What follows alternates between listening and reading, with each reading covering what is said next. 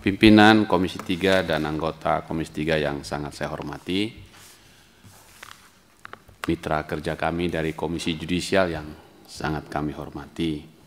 Kami coba mengikuti jalan pikiran ini, 11 isu strategis, argumentasi dan data dukung, lalu rekomendasinya. Sangat baik untuk kami semua menuntaskan kerja besar nasional, menuntaskan KUHP kita yang kini melewati usia 43 tahun dan akan memasuki usianya yang ke-44 tahun. Dan penting sekali waktu yang ada ini karena memang KUHP kita akan berlaku seperti pimpinan sampaikan tadi 2 Januari 2026 yang akan datang. Saya membayangkan kalau KUHP itu Harley Davidson misalnya, tapi engine-nya masih Astrea 73, batuk-batuk dia. Karena itu kita cari engine yang seimbang dengan motor besar tadi, kira-kira begitu. Dan apa yang disampaikan KAI adalah engine yang kita sedang perbincangkan. Yang kedua, karena ini minta masukan ini, Bapak-bapak semua, tentu kami mendengar, kami mencatat, siapa tahu masih ada pikiran lain seperti tadi yang disampaikan pimpinan soal putusan itu tadi isu paling besar menurut saya. Tapi izinkan saya mengajak KAI dalam frame yang sama kita berpikirnya, yaitu konsekuensi Indonesia sebagai negara hukum. Ini konteksnya pasti di sini. Oleh karena dia negara hukum, maka pikiran saya KUHP ini adalah bagian dari cara kita memastikan keadilan terdeliver kepada pencari keadilan. Bukan hanya tersend gitu, kalau pakai WA, kita send yang udah kukirim gitu. Tapi masih centeng 1, centeng 2, belum biru juga. Dia kira sudah terdeliver. Jadi beda dengan tersend dengan terdeliver. Nah, saya ingin memastikan terdeliver secara sempurna oleh pencari keadilan. Dan disitulah tugas KAI menurut saya. Memastikan lokus atau ruang persidangan selain mencegah judicial corruption yang tadi diuraikan, tapi juga mendeliver keadilan tiba kepada pencari keadilan. Karena saya kira kita sepakat jargon tentang biarpun langit runtuh, hukum harus ditegakkan, itu cukuplah jargon di kelas untuk ngasih semangat kepada anak-anak muda belajar hukum. Begitu. Tapi konteks kita hari ini, jargon itu harus kita terjemahkan. Saya selalu sampaikan kepada kita semua, kira-kira begini Pak. Dan mohon KAI nanti menyisir KUHP ini tambahan lagi.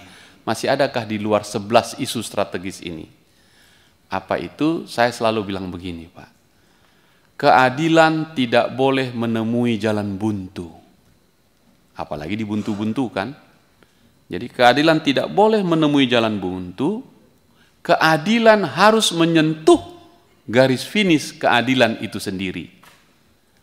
Apa yang Bapak ceritakan dari 11 isu strategis ini, kira-kira kalau saya simpulkan, ini ternyata juara tanpa mahkota. Karena keadilan tidak terdeliver, tapi tersend. Diucapkan itu seolah-olah sudah tersampaikan. Nah, saya kira KAI mengikuti enggak putusan keputusan Mahkamah Konstitusi tanggal 4 dan 5 Januari barusan tentang pilkada yang jumlahnya ratusan dibacakan. Tapi waktu dibacakan itu ada screen besar, ada hakimnya, ada penterjemahnya, tapi salinan putusannya itu mengikut dia, scroll dia gitu. Dan ketika diucapkan jam sekian, diketikkan di situ. Dalam keadaan beberapa detik, dia langsung terupload ke sistem untuk mengurangi judicial corruption tadi, atau yang tadi disebut ada orang pihak main ini dan seterusnya. Pertanyaan saya, selama KAI melakukan tugasnya sejak berdiri 2004 yang lalu, tanggal 13 Agustus, dengan kasus yang sudah sangat banyak 21 tahun ini. Kita mau menerima, kalau ini menurut saya kajian, saya atau paling tidak kami dari fraksi Partai Demokrat minta lesson learn, pelajaran yang diterima oleh KY dengan melihat sendiri apa yang terjadi, kelemahan-kelemahannya di KUHP itu. Satu. Yang kedua, menurut pandangan kami, selama ada surat edaran Mahkamah Agung, selama ada peraturan Jaksa Agung, selama ada peraturan Polri, dan atau lembaga lain, mungkin juga peraturan KY, yang dipakai semua orang dalam beracara, itu bukti nyata KUHP ini banyak bolong-bolongnya. Kan begitu? Tidak boleh ada aturan yang sepisah-sepisah, karena kita satu negara, maka itu kita tarik normanya menjadi ke KUHP. Poin saya lewat pimpinan, apakah bisa dirumuskan norma-norma hukum apa atau norma-norma hukum acara apa yang Bapak-Bapak usulkan di lokasi persidangan, kan ini tugas Bapak di situ ya, di lokasi persidangan, agar judicial corruption tercegah, zero judicial corruption, tapi juga dipastikan keadilan terdeliver secara sempurna sesuai tadi yang diucapkan pimpinan sidang, putusan yang harus kita rumuskan ulang ini, karena tidak, yang diucapkan itu berbeda dengan apa yang dituliskan. Sekali lagi pimpinan, saya hanya menggarisbawahi, kami mohon KY dengan menghormati 11 isu strategis ini, beri pada kami Pak lesson learn.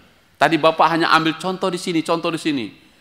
Nanti pandangan para ahli kita akan undang dari kampus-kampus. Yang kita butuhkan dari Bapak adalah komisi yudisial, lesson learn-mu apa? Misal ini Pak, di pengadilan, wilayah pengadilan tinggi Sumatera Utara, di pengadilan tinggi ini, sampai di pengadilan negeri di seluruh Indonesia, mungkin ini akan sangat baik untuk pelajaran kita bersama memperbaiki KUHP ini. Apa pengalaman pengadilan negeri misalnya di Halmahera, nun jauh di sebelah timur, atau di kampung saya Nia Selatan, paling jauh ini udah tembus ini sampai ke India sana, itu udah perbatasan itu Pak. Atau sahabat-sahabat kami di Mentawai, atau di sebuah tempat nun jauh di sana, gitu. Pengalaman-pengalaman ini, lesson learn yang kita Bapak hadapi 21 tahun di seluruh pengadilan negeri dan pengadilan tinggi, juga di Mahkamah Agung. Saya kira pimpinan setuju dengan kami, kita semua, itulah lesson learn kita. Baru kita bentuk menjadi norma-norma hukum acara kita menjadi sempurna. Karena ini membutuhkan pandangan dari KY pimpinan, kami lebih banyak bertanya agar mereka bisa menyempurnakannya. Mungkin lain waktu bisa dibuat tertulis kepada kita semua. Demikian pimpinan, mudah-mudahan bisa menginspirasi kita semua.